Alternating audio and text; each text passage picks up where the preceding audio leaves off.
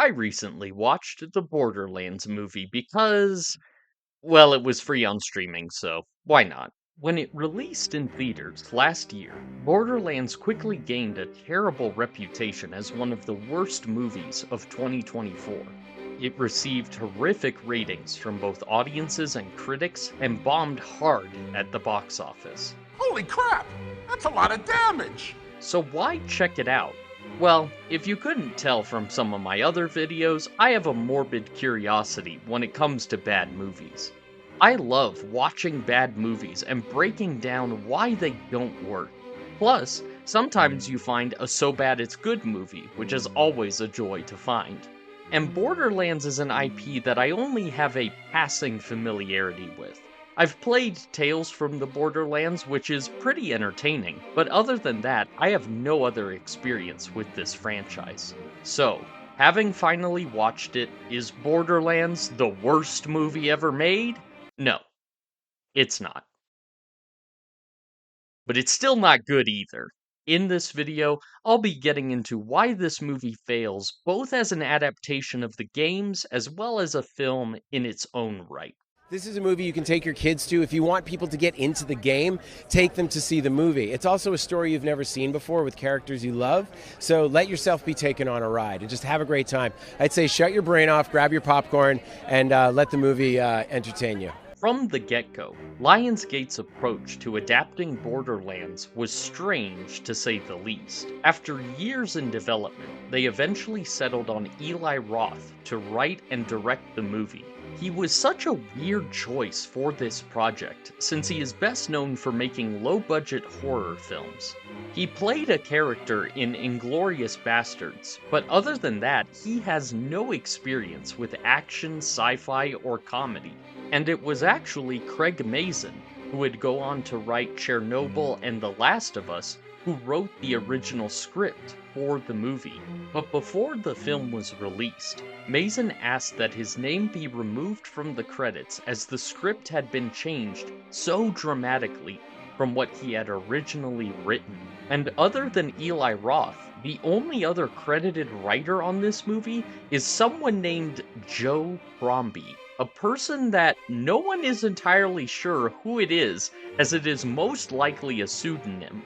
Craig Mazin denies that he is Joe Crombie, so who knows if that is true or if he is just trying to save face. So already, we've got at least one, possibly two writers who don't want their names attached to this project. This movie also underwent 2 weeks of reshoots that were directed by Tim Miller, best known for directing the first Deadpool movie. And this is so baffling to me, as he seems like he would have been a much better fit for this kind of a project. The action in Deadpool is pretty solid, and it has a very similar tone to the Borderlands games. So why the studio went with Eli Roth over a guy like Tim Miller, I have no idea. On top of all of this, the movie was originally shot to be an R-rated film, but was cut down to fit a PG-13 rating, which begs the question, who is this movie for? Because all of the Borderlands games are M-rated, and fans of the games will want a movie to fully embrace the anarchic, irreverent tone of the games.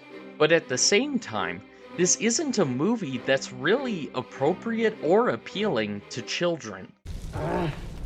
Worst orgy ever. No. This is a movie you can take your kids to. So the result is a movie that is the worst of both worlds, simultaneously alienating fans of the games and general audiences alike.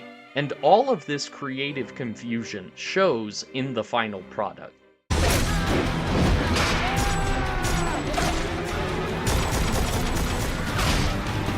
One of the biggest selling points of the Borderlands games is the action. Borderlands has consistently prided itself on having a plethora of guns and weapons that each function in creative and absurd ways. This franchise was the precursor to the looter-shooter formula that later games like Destiny and Warframe would draw from. But in the movie, none of this creativity or absurdity is on display. All of the characters just use regular guns and explosives. They don't even use them in interesting ways. They mostly just point and shoot, which is so lazy and uninteresting. The action is excruciatingly conventional in how it's shot, with quick cuts and occasional bits of slow motion. None of it is atrocious, but none of it is interesting either. Visually, Borderlands has always been a very distinct franchise. It's basically Mad Max mixed with Star Wars, which is really cool as a concept. And the cel-shaded animation of the games gives it a very comic book kind of vibe. To the movie's credit, most of the costumes, vehicles, and sets are pretty faithful to the source material in terms of their design. Every now and then there is a character or location that looks pretty good, all things considered. But from a technical standpoint, the visuals range in quality from looking decent to looking like something out of an SNL skit. To top it all off, the final battle isn't even interesting from a visual or action standpoint. The main character has a Dragon Ball beam struggle with a spaceship, and the villain gets eaten by a giant tentacle monster. It's such a limp conclusion that perfectly encapsulates what is wrong with this film's action and visuals. Tennis? Hit it! Okay, hitting! I'm blown away. No, really. I don't know about you guys. Really? Intense. One of the most commented on aspects of this movie is how off all of the characters are, especially in regard to the casting. Lilith is the protagonist, and your typical hard-edged, shoot first, ask questions later kind of character, but she is played by Cate Blanchett. Cate Blanchett is an Oscar-winning actress who is clearly trying her best in this role, but she just does not fit the part of a no-nonsense bounty hunter. And as everyone has already pointed out, the character in the games is supposed to be in her 20s, and Cate Blanchett is in her 50s. It's not an issue of age on its own. It's an issue of character writing and faithfulness to the source material, because a lot of these lines feel like they were written for a much younger character. She's a scumbag bounty hunter. No, I am a high-end bounty hunter, pal. We have something they don't, baby girl. Oh, let me guess. What, spirit, can-do attitude, the power of friendship? Your daughter's on Pandora? Thoughts and prayers. I'm 30. Well, in November I'll be 30. And she also gets saddled with a very cliched chosen one storyline that you can see coming a mile away and doesn't carry any emotional weight. We've also got Roland, who is supposed to be one of the most elite soldiers in the galaxy, played by Kevin Hart. Supposedly, Kevin Hart trained with Navy SEALs to prepare for this role, which I don't even know how to respond to that information. How about the Navy SEAL training? What was that like? I mean, look, that's what I do anyway, right? If you stay ready, you don't have to get ready. What?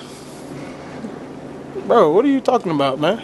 The movie constantly insists that he is supposed to be the best of the best, but he's no more competent than any of the other main characters. From what I understand, Roland in the games is supposed to be the most serious of the main cast, the straight man in contrast to all of the wacky characters around him. But Kevin Hart just plays the same screamy goofball he always plays.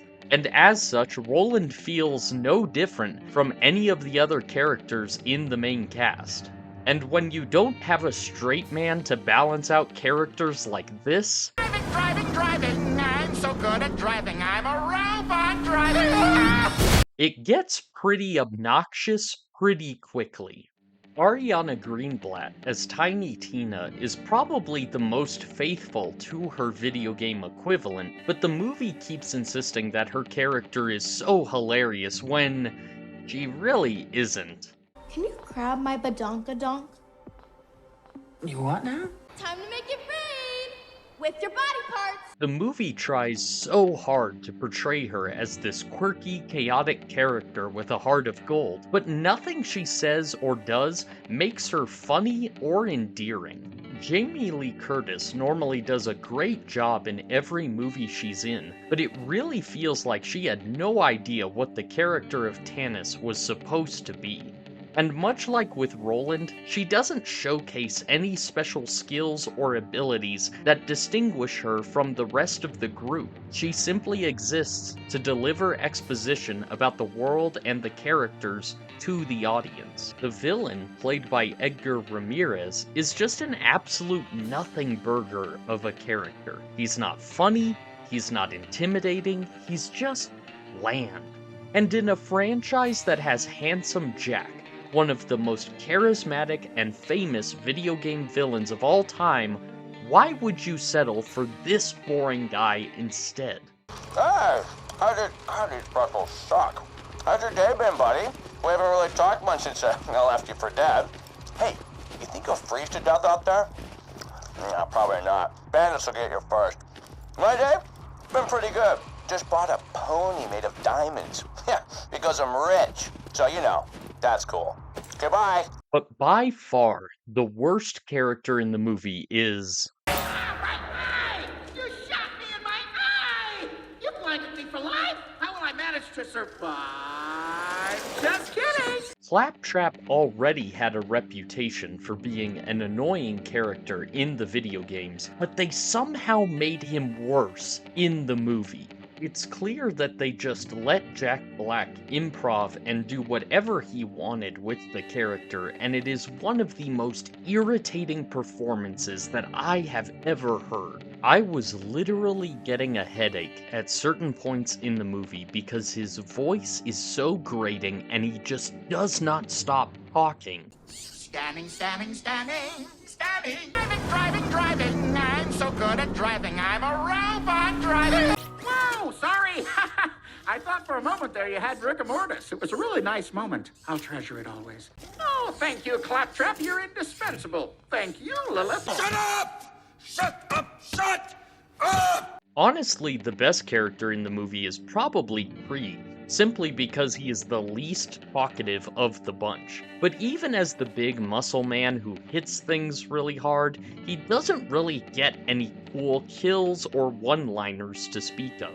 Much like with Rebel Moon, all of the characters here are the most basic versions of archetypes that we have seen many times before, and they don't have any chemistry that would endear an audience to them. Just for the sake of fun, here's who I would have cast in each of the roles if I were in charge of this movie. I may not be a movie producer, but I think this kind of casting would have greatly improved the film. But by far, the most egregious aspect of Borderlands is...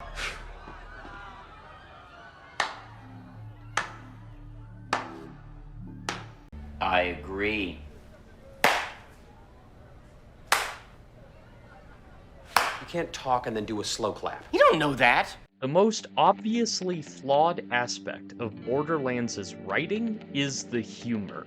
Now, humor is difficult to talk about because, more so than any other aspect of writing, it is incredibly subjective. However, for me, the reason that the vast majority of the jokes do not land is because they are either incredibly predictable...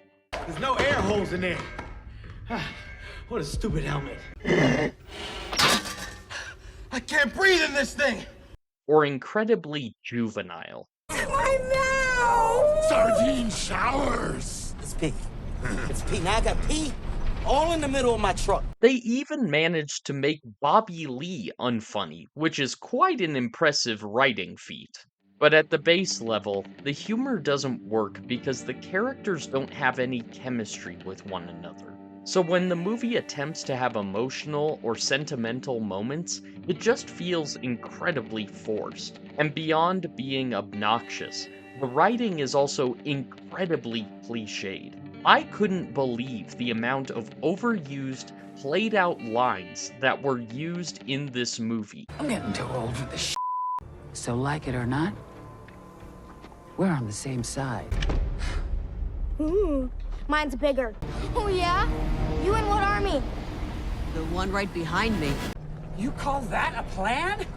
It worked, didn't it? These are the kinds of lines that other movies make fun of because they are so overused. A movie released in 2024 should not be using lines like this unironically, and I completely understand why Craig Mazin distanced himself from this film. It is a level of writing that is honestly shocking for a blockbuster in 2024. Come on!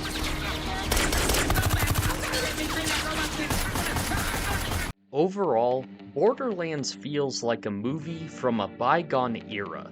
This movie feels right at home with video game movies of the early 2000s, like Resident Evil and Doom. Movies that use the skin of a popular video game as a vehicle for a story that you've seen 100 times before.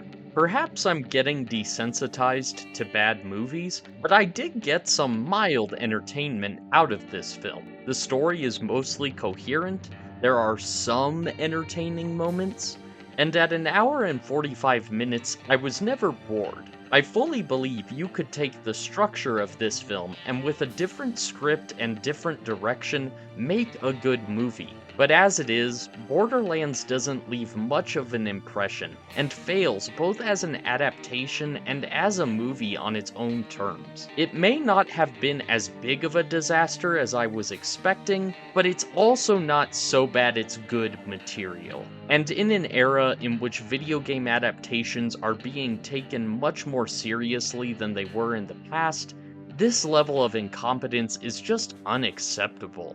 So with that, I'm giving Borderlands 2 out of 5 stars. I'm really hoping that studios learn from the failure of Borderlands and give us better video game adaptations in the future.